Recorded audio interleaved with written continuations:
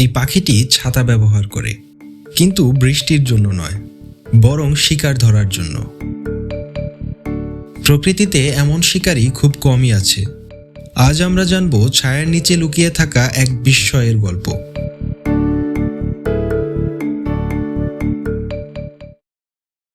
এটি ব্ল্যাক হিরন। আফ্রিকার জলাভূমি আর অগভীর পানি এদের রাজ্য।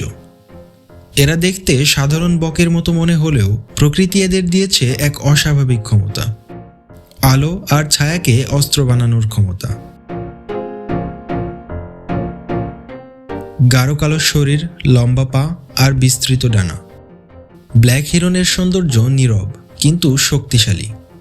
এই কালো রং শুধু সৌন্দর্যের জন্য নয়, বরং এটি এক নিখুঁত শিকারী রং।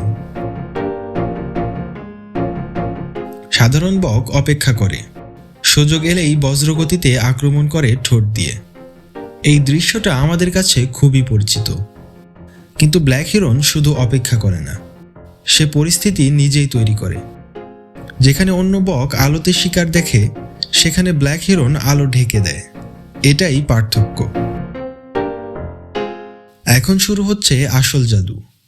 ব্ল্যাক হিরন পানিতে দাঁড়িয়ে দুই ডানা ছড়িয়ে গোলাকার আকৃতি বানায়, ঠিক যেন একটি ছাতার মতো।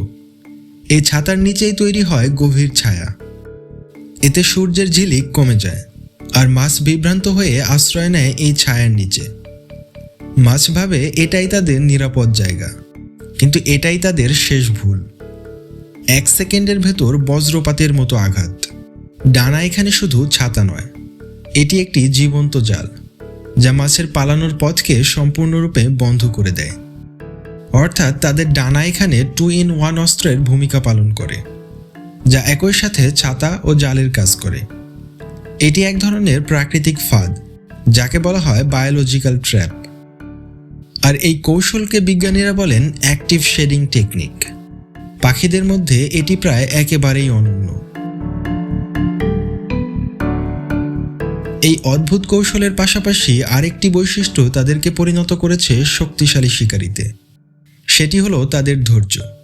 শিকারের অপেক্ষায় তারা অনেক সময় 10 থেকে 15 মিনিট পর্যন্ত একদম নড়াচড়া না করে দাঁড়িয়ে থাকে, আর শিকার কাছে এলেই বজ্রগতিতে আক্রমণ। এভাবেই ব্ল্যাক হিরন আলো, ছায়া আর ধৈর্যকে একসাথে ব্যবহার করে শিকার করে। ব্ল্যাক হিরনের এই অদ্ভুত শিকারের কৌশলের কারণে এদের অনেকেই বলে আমব্রেলা বার্ড বা শ্যাডো ফিশার।